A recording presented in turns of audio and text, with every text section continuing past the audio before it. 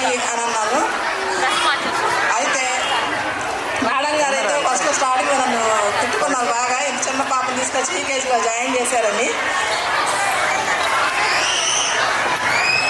చూడండి మేడం, అని అంటే ఏమన్నారంటే ప్రతి పేరెంట్కి వాళ్ళ పిల్లల మీద నమ్మకం ఉంటుంది మేడం, మీరు అలా ఒప్పుకోను లేదు అని అన్నారు. First 2 months Rama madam and Madhavi madam నన్ను బాగా తిట్టుకున్నారు. ఎందుకంటే మా పాప కూడా అలాగే ఏడ్చింది. ఎందుకంటే కొత్త స్కూలు ప్లస్ కొత్త టీచర్స్ కొత్త వాళ్ళు అంతా వాతావరణం అని బాగా అల్లరి చేసింది. కానీ తర్వాత నుంచి బాగా పికప్ అయింది పాప. హ్యాండ్ రైటింగ్లో కానీ ఓరల్ చెప్పడంలో కానీ అన్నింటిలోనూ.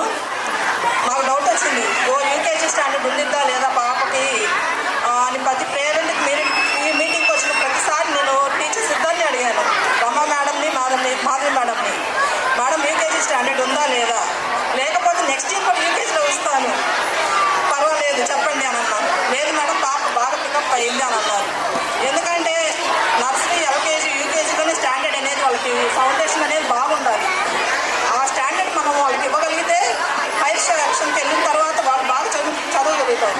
అదే స్టాండర్డ్ మెయింటైన్ చేస్తారు.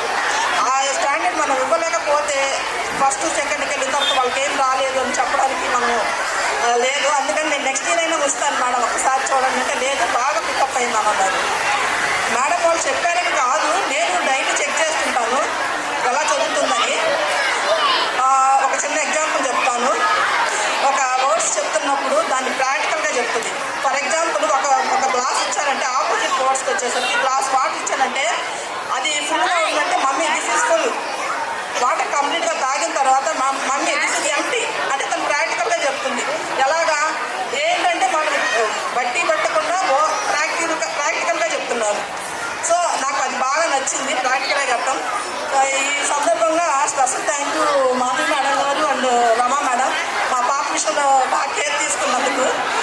పిల్లల్ని వాళ్ళ 30 మెంబర్స్ని బాగా కేర్ తీసుకుంటారు, ఎందుకంటే వాళ్ళిద్దరి గురించి నాకు బాగా తెలుసు కాబట్టి. So thank you